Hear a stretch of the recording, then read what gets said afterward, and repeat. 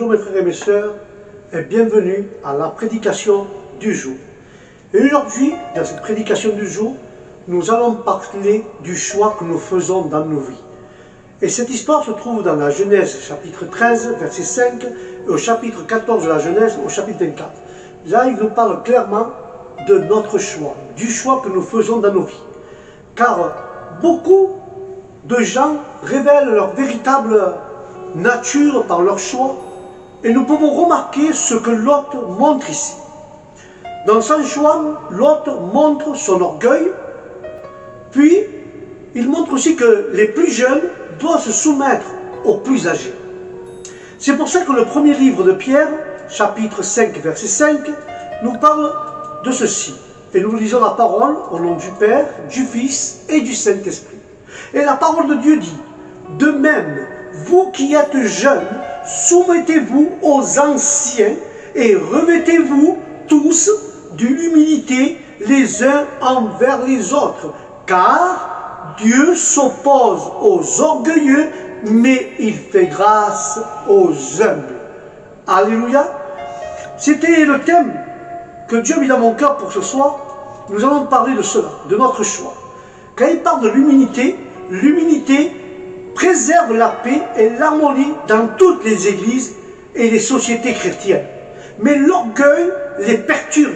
Lorsque Dieu nous accorde la grâce d'être humble, il nous accorde aussi la sagesse, la foi et la sainteté. Être humble, c'est se soumettre à notre Dieu, se réconcilier avec Dieu, et ça va apporter à l'âme un réconfort, frères et sœurs, plus grand que les plaisirs de l'orgueil et de l'ambition. Alléluia.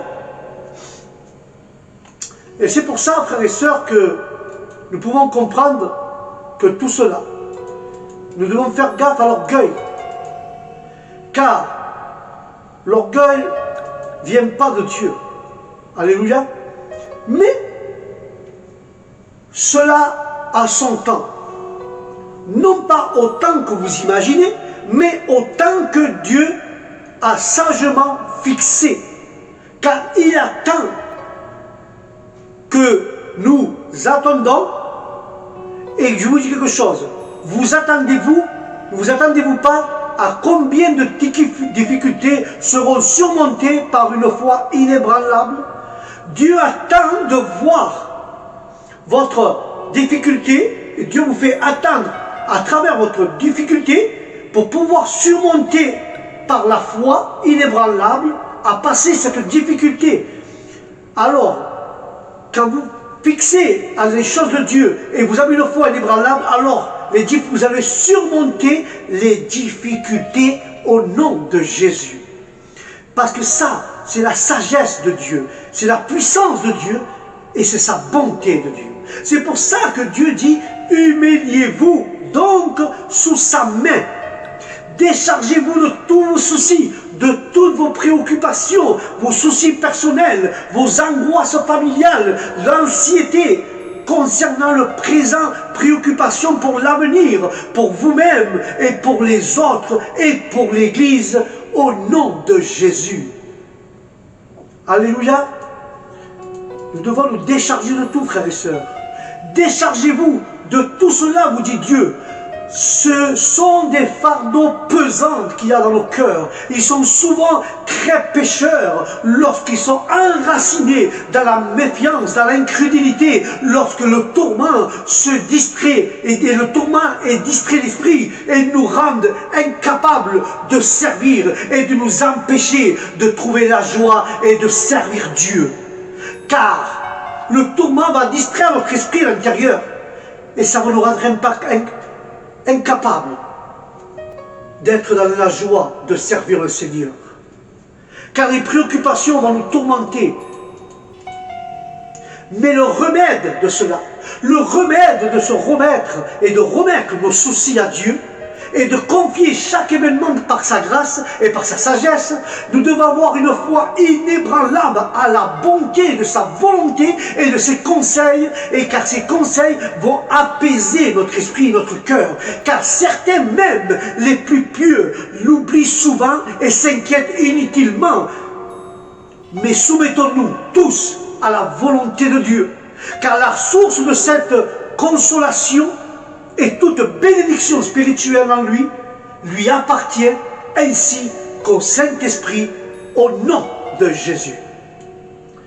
Alors, mes frères et mes sœurs, ne nous donnera-t-il pas ce qui est bon pour nous, si nous en sommes et nous nous remettons à lui avec un cœur humble, et nous nous remettons à lui et nous confions notre bien-être à lui et dans sa sagesse et dans son amour, alors que Dieu réprimande, nous devons mettre tous nos cœurs humbles et faire confiance en Dieu pour notre bien-être, pour sa sagesse et pour son amour.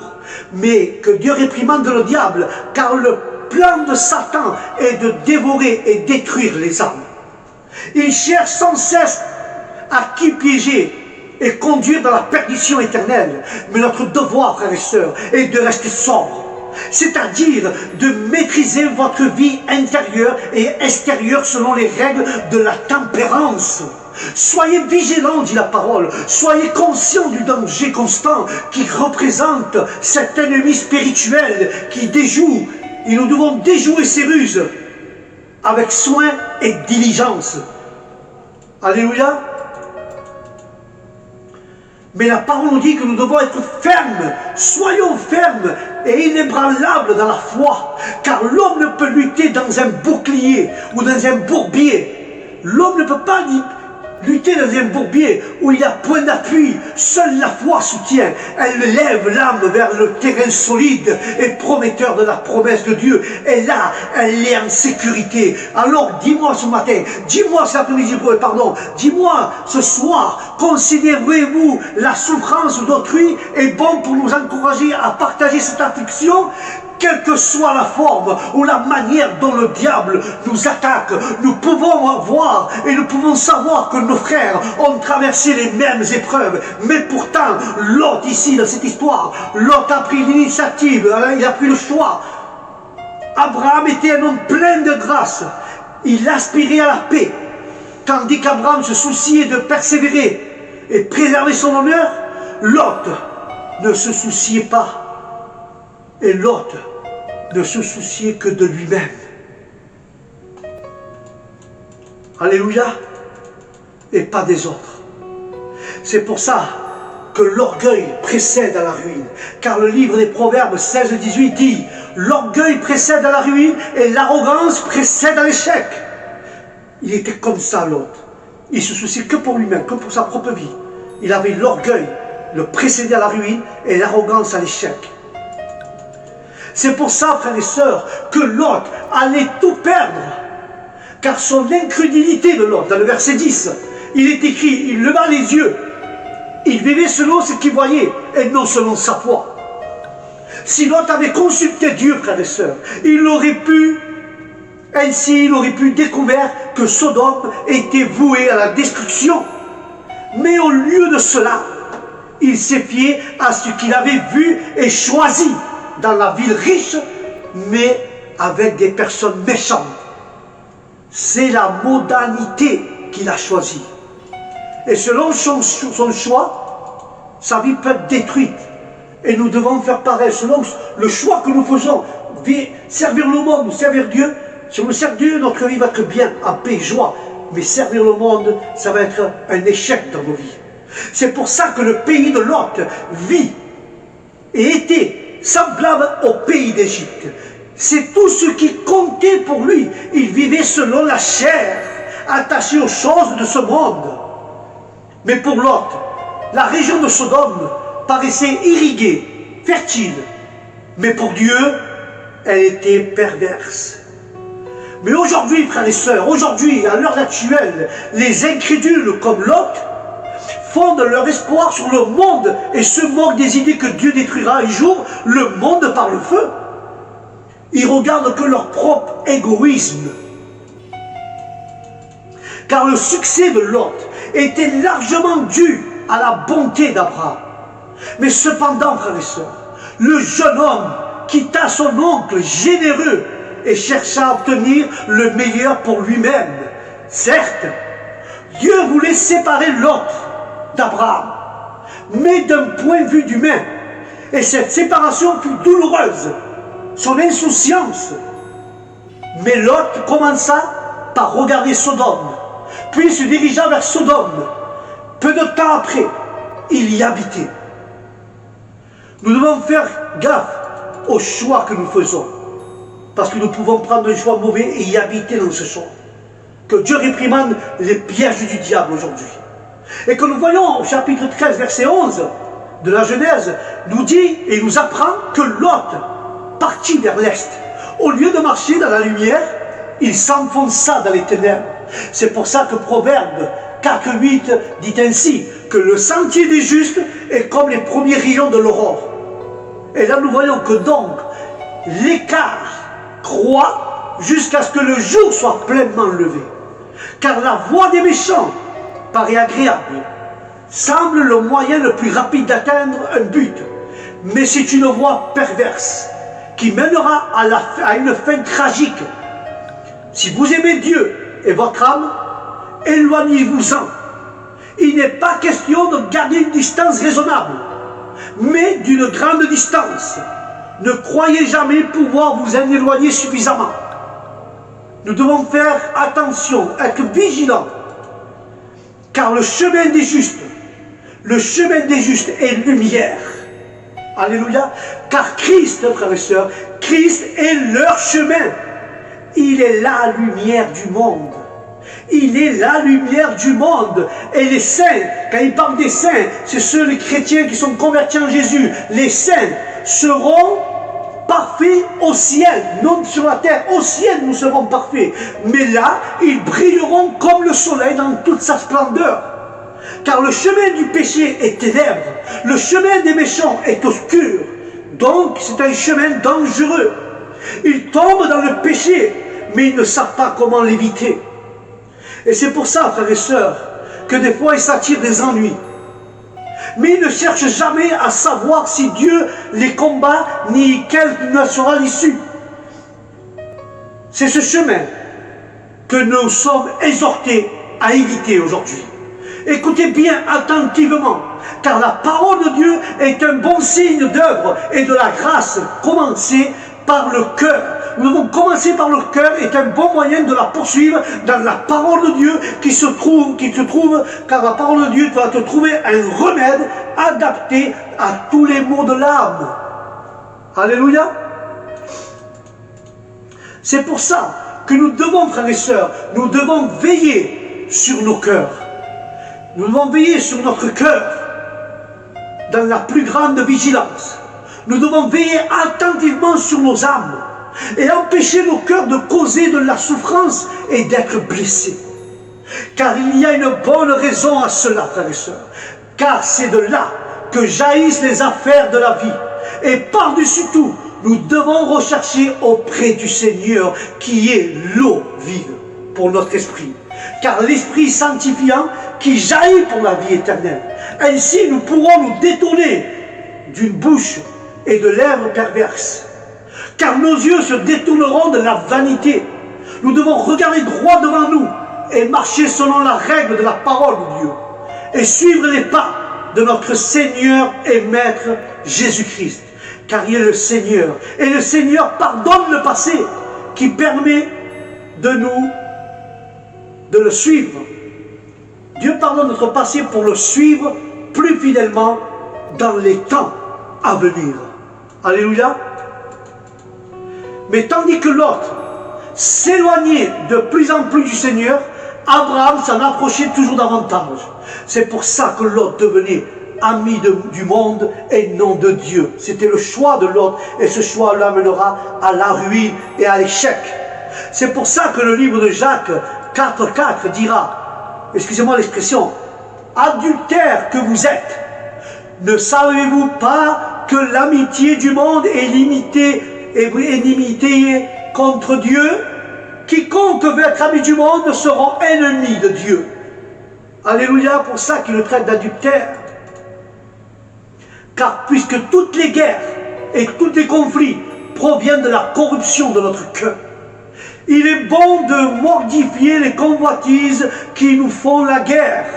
Les désirs du monde, la chair, sont des mots qui empêchent le contentement et la satisfaction. Car les désirs des afflictions pécheresses sont un obstacle à la prière et à l'accomplissement de nos souhaits envers Dieu. Prenons garde ce soir de ne pas abuser pour l'état de notre cœur des grâces reçues lorsque nos prières sont-elles exaucées. Nos prières seront exaucées si nous faisons attention à notre état de notre cœur. Nos prières seront reçues et exaucées au nom de Jésus. Et quand on demande la prospérité à Dieu, le fait souvent dans leur mauvaise intention. Si on recherche les choses de ce monde de cette manière, il est juste que Dieu les refuse. Car les désirs des incrédules effroient et implorent le refus. Mais nous pouvons être certains que nos prières resteront vaines. S'il répond par le langage de la convoitise plutôt que celui de la vertu, voilà un avertissement, frères et sœurs, qui est clair. Fuyez toute amitié coupable à ce monde. Plus clair que ça, il n'y en a pas. Car le monde est tourné vers l'inimitié envers Dieu. On peut se réconcilier, on peut se réconcilier avec un ennemi, mais jamais dans l'inimitié. On peut posséder de nombreux biens terrestres et demeurer dans l'amour de Dieu. Mais celui qui s'attache au monde, la parole dit qu'il souffrira. Alléluia. Car quiconque se conforme au monde au lieu de se détourner de lui, il est un ennemi de Dieu. Par conséquent, quiconque cherche à entretenir des relations harmonieuses dans le monde, en tout point, est forcément un ennemi de Dieu. Dès lors, les Juifs ou les chrétiens pensent-ils que les Écritures s'élèvent en vain contre cette orientation mondaine? Ou bien, est-ce que le Saint-Esprit qui habite en tous les chrétiens, et sur tous les chrétiens, ou la nature nouvelle qui a été créée, qui produit ce genre de fruits, est-ce que le Saint-Esprit produit ce genre de fruits? Non. Car la corruption naturelle se manifeste par l'envie. L'esprit du monde nous pousse à accumuler, à amasser des richesses selon nos propres fantasmes. Ce n'est pas Dieu, c'est notre chair, notre envie, notre esprit d'humain. Mais Dieu, par le Saint-Esprit, nous enseigne à être disposés à faire le bien à tout ce qui nous entoure du mieux que nous pouvons. Car la grâce de Dieu corrige et guérit notre esprit naturel. Et là où il donne sa grâce, c'est là qu'il donne sa grâce. Il donne un esprit différent, un esprit qui n'est pas de ce monde, et pas un esprit du monde non plus. Et c'est pour ça que Dieu donne un esprit différent. Mais attention, les orgueilleux résistent à l'appel de Dieu. Ce soir, si tu es orgueilleux, je veux que tu te brises devant Dieu, que tu acceptes Jésus dans ton cœur. Et dans leur entendement, ils résistent aux vérités de Dieu, les orgueilleux. Ils résistent aux vérités de Dieu dans leur volonté. Ils résistent à la loi, à l'écriture, à la parole de Dieu quand ils appellent de changer le caractère, de changer sa marche. Mais dans leur passion, ils résistent aussi à la providence de Dieu. Il n'est donc pas étonnant que Dieu résiste aux orgueilleux. Quelle tristesse et quel triste sort pour ceux qui font de Dieu leur ennemi. Car Dieu accorde davantage de sa grâce aux humbles, car ils reconnaissent le besoin et demandent dans la prière. Lui, en sont reconnaissants, ils obtiennent ce que Dieu a pour eux et ce qu'eux demandent. Mais la parole dit, soumettez-vous à Dieu. Soumettez-vous à votre entendement à la vérité de Dieu. Soumettez-vous à votre volonté et à la volonté des pères textes, à la volonté de sa providence. Soumettez-vous à la volonté de Dieu et à la volonté de sa providence. Soumettez-vous à Dieu, car il est disposé à vous faire du bien. Et si nous cédons aux tentations, que Dieu réprimande le diable nous poursuivra sans cesse.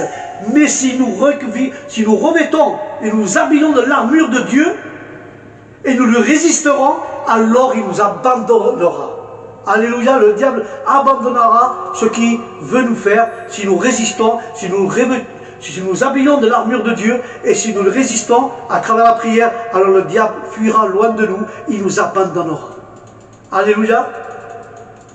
Alors que le pécheur se soumette donc à Dieu, toi qui es pécheur, toi qui es pécheresse, soumettez-toi à Dieu et recherche sa grâce, recherche sa faveur et résiste au diable. Tout péché doit être affligé ici-bas avec une sainte tristesse, au-delà d'une misère éternelle. Le Seigneur ne refusera pas le réconfort à ceux qui affligent sincèrement leur péché. Il aimera ceux qui s'humilient devant lui. Abraham a fait cela et Abraham est devenu l'ami de Dieu. Alléluia. C'est pour ça que le livre de Jacques 2,23 dit ainsi: ainsi s'accomplit l'écriture et dit, Abraham crut en Dieu et ça lui fut imputé à justice et il fut appelé l'ami de Dieu. Alléluia. Ceux qui, comme beaucoup aujourd'hui, confondent le simple adhésion au concept de l'évangile dans l'intégralité de la religion évangélique se trompent. Sans aucun doute, seule la vraie foi par laquelle on participe à la justice, à l'expiation et à la grâce du Christ pour sauver les âmes. Mais elle produit des fruits sains et se manifeste par des effets sur les œuvres, tandis que le simple adhésion à une doctrine ou à une croyance historique quiconque défère entièrement de la foi salvatrice. Alléluia. Une simple profession de foi peut certes attirer l'estime des personnes pieuses. Dans un certain cas, procurer du bien matériel, mais en quoi bon gagner le monde entier si on perd notre âme? Une telle foi peut-elle sauver? Toute chose doit être considérée comme bénéfique ou nuisible, selon qu'elle favorise ou entrave le salut de nos âmes. Et dans ce passage de l'Écriture montre clairement qu'une opinion, une adhésion à l'Évangile sans œuvre n'est pas la foi. Il y a d'autres moyens de prouver que nous croyons véritablement en Christ, que, accompli avec diligence de bonnes œuvres pour l'Évangile et pour ses objectifs, on peut se vanter, d'être orgueilleux à tort à ceux qui ne l'on possède pas. On peut être orgueilleux à tort parce que nous ne possédons pas ce que nous n'avons pas. Il ne s'agit pas simplement de se conformer, frères et sœurs. Il ne s'agit pas de cela. Alléluia. Il ne s'agit pas de se conformer. Il ne s'agit pas de se conformer à la foi, mais nous devons embrasser la foi au nom de Jésus. Alléluia. Nous devons embrasser cette foi. Non seulement adhérer à la vérité de la parole, mais accepter le Christ. Croire véritablement, il n'est pas seulement un acte d'intelligence, mais une œuvre de tout cœur. Car deux exemples démontrent la foi justifiante ne peut exister sans œuvre. Abraham et Rahab. Abraham crut en Dieu et ça lui fut imputé à justice. La foi qui produit de telles œuvres lui a valu des faveurs particulières. Nous voyons ensuite dans le verset 24 de la Genèse 13 comment une personne est justifiée par les œuvres et non par une simple opinion ou déclaration, ni par une croyance en obéissance, mais par la foi qui produit des bonnes œuvres. Nous devons renoncer à notre propre raisonnement et à ses afflictions et à ses intérêts. Est une preuve appropriée pour un croyant. Alléluia. Mais nous pouvons remarquer ici le pouvoir merveilleux de la foi pour transformer les pécheurs, car la conduite de Rahab a éprouvé que sa foi était vivante et puissante. Elle a démontré qu'elle croyait de tout son cœur et non par simple adhésion intellectuelle. Par conséquent, prenons conscience que les bonnes œuvres sans foi sont des œuvres mortes, sans racines, sans fondement. Tout ce que nous faisons par la foi est véritablement bon, car c'est fait avec obéissance envers Dieu. Et nous avons sa approbation quand c'est fait avec obéissance envers Dieu. Mais sans fruit, c'est comme si la racine était morte, car la foi est la racine des bonnes œuvres et qui donne du bon fruit envers Dieu. Et nous devons nous efforcer à avoir ces deux choses. C'est la grâce de Dieu par laquelle nous résistons et que nous devons défendre. Il n'y a pas de juste milieu. Alléluia. Il n'y a pas de juste milieu, frères et sœurs, car chacun doit vivre en ami avec Dieu, ou en ennemi avec Dieu, selon ton choix. Vivre pour Dieu qui se déroule par la foi, qui justifie et qui sauve, nous oblige à ne rien faire contre lui, mais à tout faire pour lui et par lui. Car la foi, c'est ça, la foi te justifie, te sauve et oblige à rien faire contre Dieu. Il t'oblige à rien faire contre sa volonté, mais tu dois tout faire pour lui et par lui. Alléluia. Et c'est pour ça que Dieu dit à Abraham de lever les yeux et de contempler toute la terre. Les gens du monde demandent ce que leurs yeux voient, tandis que les croyants demandent ce que les yeux de Dieu voient. L'autre reçut une partie du pays, mais Abraham reçut la terre entière. Dieu donne toujours le meilleur à ceux qui laissent choisir. Dieu donne le meilleur à ceux qui laissent choisir Dieu pour eux. Ceux qui le laissent choisir, Dieu va donner le meilleur. Ne choisis pas toi, je veux ça, je veux ça. Laisse que Dieu soit Dieu qui choisit et il te donnera le meilleur. Lot a choisi Sodome, il s'est resté, il habitait à Sodome. Abraham, il n'a rien choisi, il a laissé dans les mains de Dieu. C'est Dieu qui a choisi pour lui et il lui a donné toute la terre. Laisse que Dieu choisit à ta place. C'est pour ça que Matthieu 6, 33 dira: cherchez d'abord le royaume de Dieu et sa justice, et tout cela vous sera donné par-dessus. Alléluia. Il y a guère de péché contre lequel notre Seigneur Jésus met davantage en garde, car ses disciples et les inquiétudes troublantes, distrayantes, empreintes de méfiance concernant les choses de cette vie. Mais souvent, ce sentiment piège les pauvres autant que l'amour des richesses piège les riches. Mais se détacher des choses temporelles est un devoir. Même si nous ne devons pas pousser ces préoccupations légitimes à l'extrême, ne vous inquiétez pas de votre vie et ne vous inquiétez pas pour votre vie, ni pour sa durée, mais remettez-la entre les mains de Dieu, afin qu'il prolonge ou abrège selon sa volonté notre temps est entre tes mains, Seigneur. Il est entre de bonnes mains. Ne vous inquiétez pas non plus des plaisirs de cette vie. Laissez Dieu la rendre amère ou douce selon sa volonté, car Dieu a promis la nourriture et les vêtements, et nous pouvons donc les attendre, ce que Dieu a promis. Alléluia.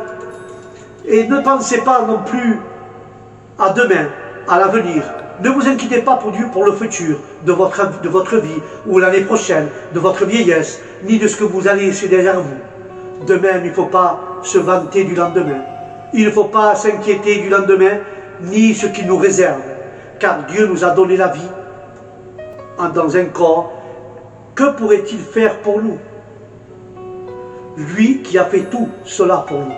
Si nous avons des soucis dans notre âme et de l'éternité qui sont plus importants que le corps de cette vie, alors, mes frères et mes sœurs, laissons Dieu pouvoir à nos besoins essentiels, car la nourriture et les vêtements, soyez cela et voyez cela comme une invitation à avoir confiance en Dieu.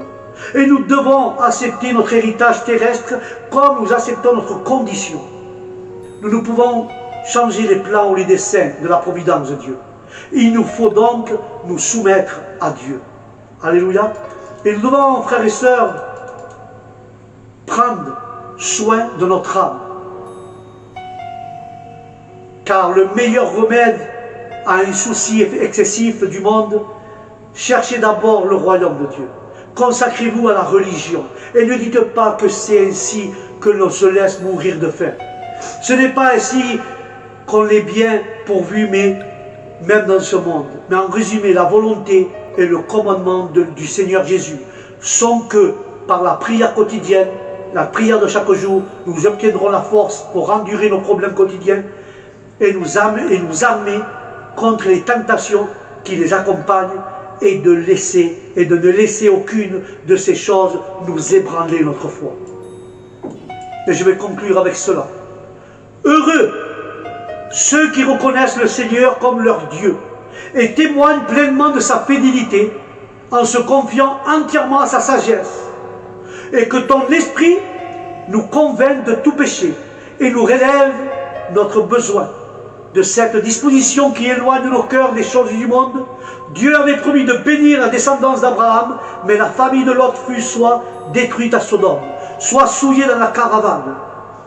Là, nous pouvons souligner que le croyant doit marcher selon les promesses de Dieu et les réclamer par la foi, frères et sœurs.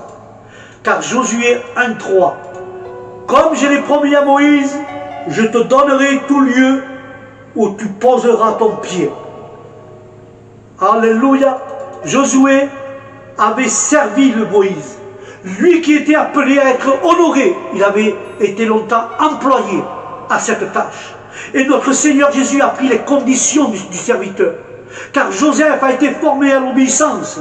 Les meilleurs gouvernements sont ceux qui ont pris et qui ont appris à obéir à Dieu. Car le changement de la situation des hommes utiles devait encourager les survivants à redoubler d'efforts pour faire le bien. Et Dieu te dit aujourd'hui, lève-toi, traverse le Jourdain. Les eaux peu profondes de cette zone étaient alors inondées. Et Josué n'avait ni pont, ni bateau. Mais il devait croire que Dieu ouvrirait un passage, puisqu'il avait ordonné au peuple de traverser. Lot avait perdu son hôtel. Il allait bientôt perdre sa tente. Mais Abraham avait encore sa tente et son hôtel. Il est bon de marcher par la foi et par l'esprit et se fier à la parole de Dieu. Amen et amen. Voilà mes frères et mes sœurs, selon ton choix. Si tu prends le mauvais chemin, tu perdras comme Lot tout ce que tu as. Mais si tu es comme Abraham, tu vas préserver les choses de Dieu. Et tu vas marcher dans la foi, tu vas marcher dans la confiance avec Dieu. Mais ce qui nous fait marcher dans la foi et dans la confiance, c'est la parole de l'Éternel au nom de Jésus. Voilà mes frères et mes sœurs, c'était la prédication d'aujourd'hui. Selon notre choix que nous faisons, ainsi nous serons. Sur ce, je vous dis à la prochaine prédication du jour, que Dieu vous bénisse et que la paix de Dieu soit avec vous et que le Saint-Esprit vous accompagne où ce que vous y allez. Et je vous dis au prochain programme prédication du jour, que Dieu vous bénisse. Shalom.